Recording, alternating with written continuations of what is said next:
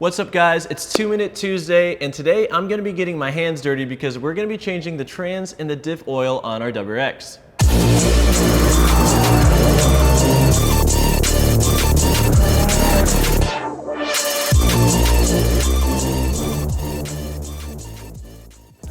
As these cars get older, it's super important to make sure you keep up with the maintenance. Not only do you need to do things like change the engine oil and rotate your tires, but you're going to want to change the diff and the trans oil as well, which is something that a lot of people forget to do. Subaru recommends doing this about every 30,000 miles depending on your driving style, but I'm guessing if you guys are watching YouTube videos about how to modify your car, you're not just putzing around when you go for a drive.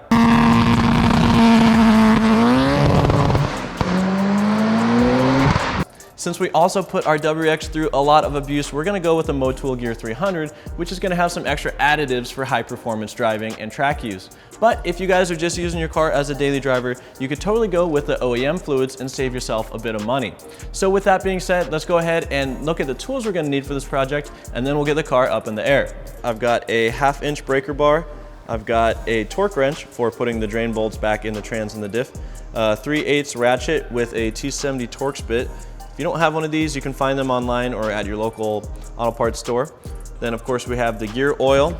You're gonna need 5 quarts if you're doing the trans and the diff, but if you're just gonna do the rear diff, you can get away with 1 quart. And I've got this handy pump that I'm gonna be using for getting the oil back in the transmission, which will make it a lot easier. And then we have these microfibers for cleanup. You can use paper towels too. And then we also have a bucket for draining all the old oil into.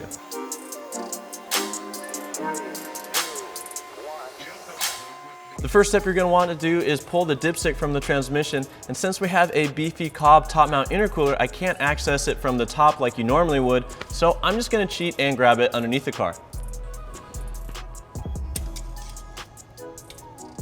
Now that you got the dipstick removed, just put it to the side, and we're going to use it later when we check the oil level after we refill the trans. Okay, this is the messy bit. You're going to want to take the breaker bar and the T70 Torx bit and get it in the trans and start loosening that drain bolt.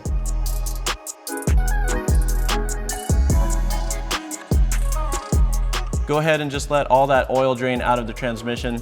As you can see, ours was quite dirty, so it's a good thing that we're changing it out. And I'm just gonna wait till it's completely done dripping, and then I'm gonna put the plug back in. So it's been a couple minutes and the transmission is barely dripping anymore. So I'm gonna go ahead and put this drain plug back in. Now, one thing to note when you put this drain plug back in is you're gonna wanna put a new gasket on the drain plug as well. That way you don't have any leaks. So I'm gonna leave a part number for the drain plug gasket in the description down below. Now that we got this hand tight, you're gonna wanna grab that torque wrench and torque this down to 32 foot-pounds. All right, we got the trans drained. Let's go ahead and head to the back of the car and do the diff. All right, with the rear diff, you're gonna want to remove the fill plug, and then we're gonna remove the drain plug.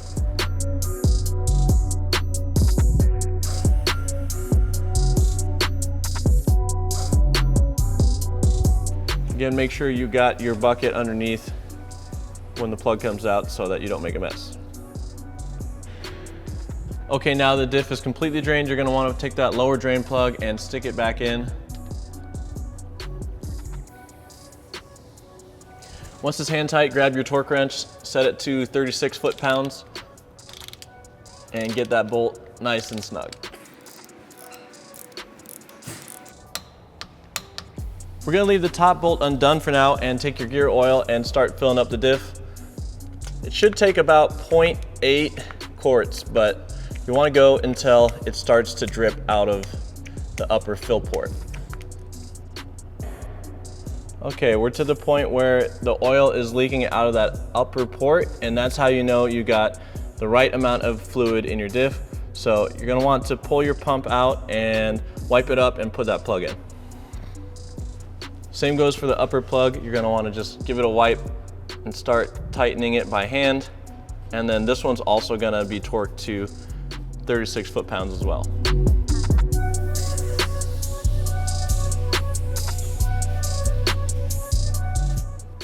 On the WRX, the best way to fill the transmission back up once you've drained it is to go in through the dipstick hole. So you're gonna wanna get your pump all the way up there, and it's gonna take 3.5 quarts, so it's gonna take a while, but you just gotta pump until you get to about that point, and then you're gonna wanna make sure you check your levels so you don't overdo it. Okay, the last step of the project is to check the dipstick and make sure your fluid level's right on the transmission. I just checked ours out and we were exactly where we needed to be, so I'm glad I didn't put the full 3.5 quarts in because that would have been too much. So when you're doing this project at home, make sure you check that out too and you don't overfill it. Also, I'm sure you can tell I got a little bit messy and stinky from this project, so make sure you wear some clothes that you don't mind getting dirty because inevitably it's gonna happen. So I'm gonna take a second to clean up and then I'm gonna give you my final thoughts on this project. Well, that pretty much does it for this one, guys. Thank you so much for watching. I really hope this was helpful for those of you who have never done a project like this, and it's definitely gonna save you a lot of money overpaying the dealership to do it, so it's a good skill set to have. Let me know in the comment section down below what type of future 2 Minute Tuesday videos you wanna see from me, and I'm gonna go clean up now and take a shower and change my shirt, so I'll see you later.